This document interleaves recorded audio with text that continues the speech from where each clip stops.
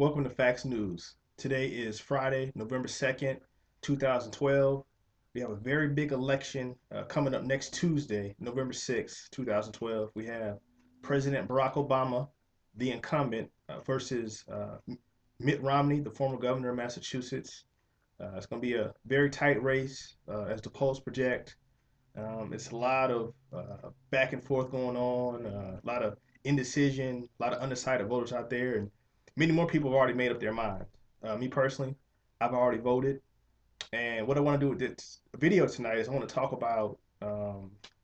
Actually, I want to answer a few questions that some people may have about the election.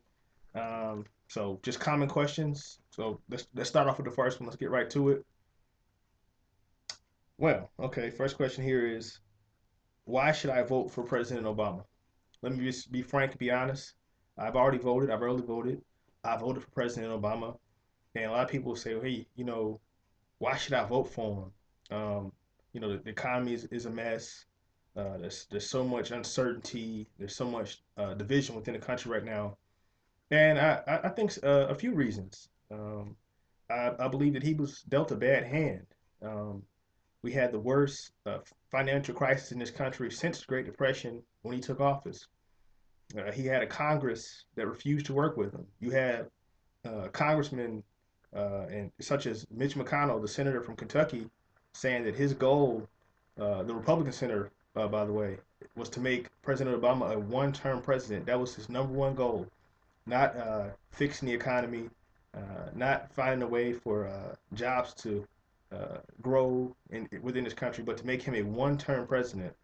These are documented facts that you can research for yourself. You also have a lot of obstruction with the Congress as a whole, especially the Republican Congress, who uh, didn't want to push bills through. There was a jobs bill that the president proposed that he talked about that he got really not a whole lot of bipartisan cooperation on. So it's several different things that, that the president wanted to get done. It just didn't happen. Um, I can tell that I feel that he's genuine. That he feels the pain of everyday Americans. And but another question, outside of the economic situation, a lot of people say, well, he's the president, there should be more jobs. But the thing is this: most jobs that are going to be created within this country are going to come from the private sector, and most private sector job growth is going to be a result of a supply and demand for goods and services. And there hasn't been a lot of that within this country because we've lost so many manufacturing jobs, and so many middle class people have lost their disposable income over the past 10 years or so. From 2000 to 2010, this country lost over 6 million manufacturing jobs, most of them uh, due to outsourcing. And many of these jobs went to China. So that brings me to my second question here that many people may have. Um, why should I not vote for Mitt Romney? And I'm in this category. Like I said, I already voted, and I've cast my ballot for President Obama again, like I said. And reasons I wouldn't vote for Mitt Romney, I just don't feel he's genuine. You look at him in his interviews, in his speeches. The guy, he just doesn't tell the truth. He's not honest with the American people on a myriad of issues. First of all, his tax returns. He refused to release his tax returns to show how he was profiting and how he's made his money over the years. He's claimed to be a job creator, but if you look at his model for Bain Capital is a company that engages in what's called leverage buyouts, which is when companies they go in, they buy up companies, they buy up their debt, and basically uh, sell them off. And a lot of people lose their jobs when that happens. They basically bleed the companies, sell them off for a profit, and move on to the next one. It's what I consider to be vulture capitalism. But that's what he does. He's made millions off of it. There's estimates his net worth is between $200 and $300 million, and it's the way. It's not about just the money. It's about how you make your money. And I just don't feel that a guy, a real Wall Street guy, who's specialized in outsourcing jobs overseas is going to be the best person that can relate to everyday, hardworking people, middle class people, and the poor. Um, I believe that he is the candidate of the rich, and that's the rich control this country. There's no doubt about that. When you got over 400 people in this country, 400 families controlling the majority of the wealth within this country, a country of over 300 million people, that's saying something. So I believe that he would be a candidate of the 1%.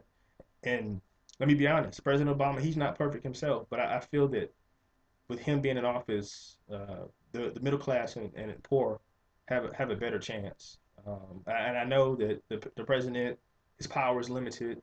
He needs the cooperation of a Congress, but at least if you do have that president there, he can be a mouthpiece, a voice of the people at least, and that's what we need. We need a voice of the people. We need someone who cares, who's empathetic about those who aren't rich, and that's what I see in the president. I got another question here I want to get to.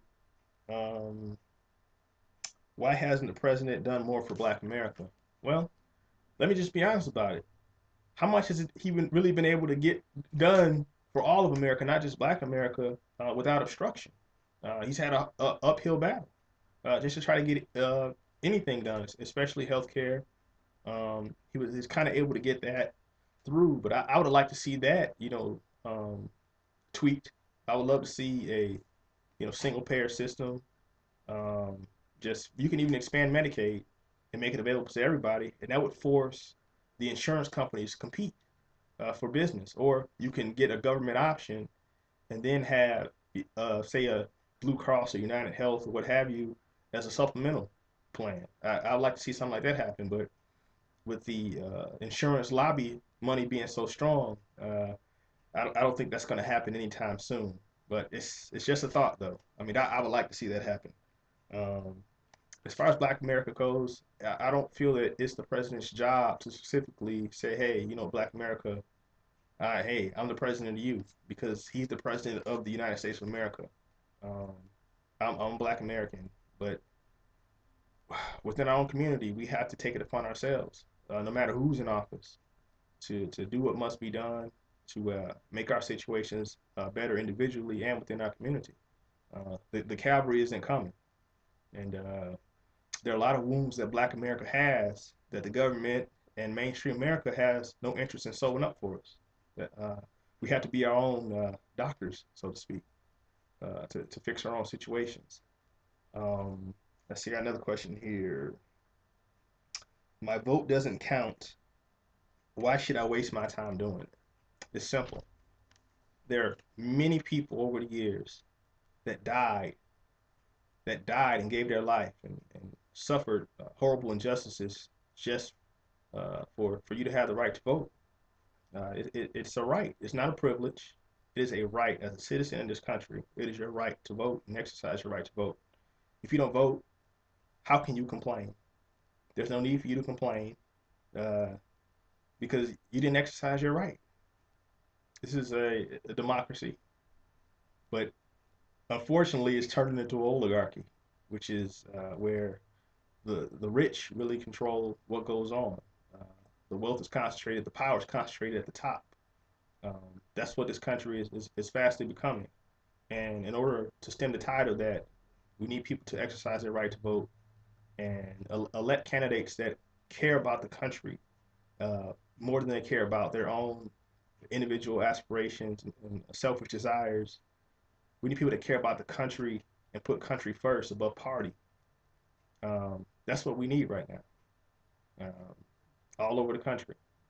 But that's sorely lacking because what we have now is when people go to Congress, oftentimes they're bought and sold by these lobbying firms and these Wall Street tycoons. Basically, we have a system that's set up for the rich. The corporations run this country. I mean, there's just no doubt about it. Just look at who's been profiting when so many others have been suffering over the past few years. It's no secret. Check out your new Forbes 400 list and look through some of those names and look at some of the companies that they own, and that'll paint a much clearer picture for you. But my advice is You gotta vote, gotta stay active, and this election is critical. Everyone should exercise their right to vote. You have to do it, and be an informed voter. That's my thing. Do your research, but I've done my own research, and in my mind, President Obama is the best candidate for the job, and also I've chosen several different Democrats in the Senate and the House, um, because I'm hoping that we can at least get something done. Um, it won't cure everything, but we can at least get something done. In 2009, when President Obama was inaugurated, this country was bleeding severely. It was severely wounded, but he's kind of like been a band-aid. He hasn't been the, the full healer. Uh, the wound is still open, but I believe that he'll get a chance to sew things up in this next term and finally put some stitches in that wound and clean out the infection. But I believe Mitt Romney would be a step backwards. I believe he would open that cut again, and things would be pretty bad for those who aren't rich, so to speak. So go out and vote, exercise your right, and God bless you all.